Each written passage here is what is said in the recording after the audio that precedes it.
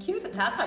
I am here today with Cass Henderson, who is the officer at the Grandview Salvation Army here in Hamilton, and we are talking about Mother's Day because you are a mother, I understand. That you've got a few children. Tell us about your family. So we are living in Hamilton at the moment with 5 of our 7 children. Mm-hmm. Our 2 oldest live down in the bottom of the South Island. Okay, so quite far away. Yeah. But you've still got a household with 5? Still got a household. So what's the age range of your kids? The oldest living at home is 20 and the youngest is 2. So they are well spread out, your family. Yeah. You're dealing with grown-up adult children and teenagers and toddlers. Primary school kids as well, yeah. Yeah, and you still look very young. Oh, thank you. You really do. You've got some magic face cream or something. Oh, you're my favourite. Okay, well, I don't know how you do it, to be honest, because it's a hard job. It's a hard job being a mum. It is a hard job. It helps to go all the way insane, I think. is that your tip for everyone? Just go crazy. Just go with it. So, but seriously, is there a part of motherhood that you find really hard?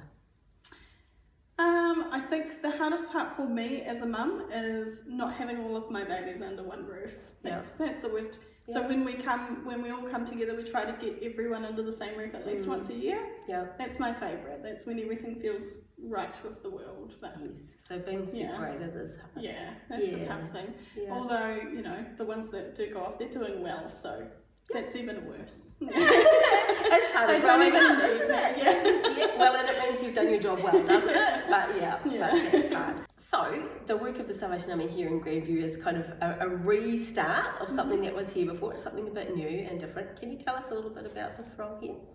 Yeah, so on the land where the core building used to be, we've built a new social housing community. Mm-hmm.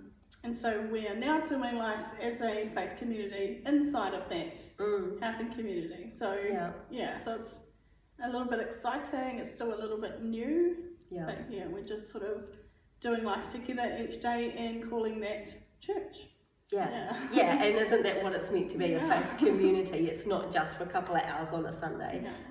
So in a way then, you're like an auntie, your extended family to all of the families that are here. Can you talk to us a little bit more about that? Do you think that it's important for families to have, those extra aunties?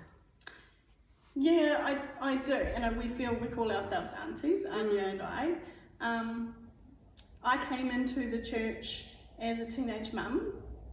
My youngest, he was not the youngest at the time. My oldest boy had some really serious health issues. He had very bad eczema. As a teenage mum, any little thing that goes on with your baby, you kind of feel like a failure. You feel like everybody's watching you, waiting for you to fail. Right. And so we had my partner at the time, who was Chris, who is now my husband. He had started watching Benny Hinn on TV, and we were seeing people healed and then kind of jumping out of wheelchairs and things. So I said, let's try that, because everything else we've tried at the doctors, all the creams and all of the medicines hadn't worked. So we took him to a church. He was about 7 months old at the time. Took him to a church and he was completely healed overnight. Wow. We just asked the pastor there, can you pray for him and do the thing that we saw on TV? And he was completely just, faith as small as a mustard seed, and we've got to try something. So he was completely healed overnight. My mind went, okay, so something happened, we better find out what that is, and journeyed from there. And I think years on, because he's now 26, he's not 7 months old anymore, so years on, I'm still just that mum sitting in church, coming alongside other mums and pastors and asking questions about, so what does it mean if God is real, what does it mean for us? And so being a mum brought me into the church, and now I'm in a space where, yes, I guess I'm the officer here, but I'm just a mum. Doing life with other mums, and we're all just getting together and asking questions about, if God is real, what does that mean for us as a community and how we will live? And as we come alongside other people, we still need people to come alongside us, because it's just a different stage of motherhood perhaps that you and I are in a bit more now. There are women here who have more experience than I have.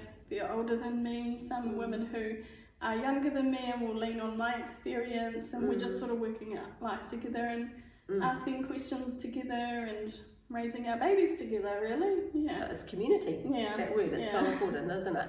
So what's your word for anyone who might be watching, perhaps a young mum or someone, you know, just feeling unsure or just feeling this is hard from what you have learnt? And not saying that you know everything, but what would your word of encouragement be? I think from my devotional reading today, what really stands out to me is just to welcome distractions. I know that Jesus said, let the children come to me, and that was really kind of countercultural for Jesus to say something like that at that time.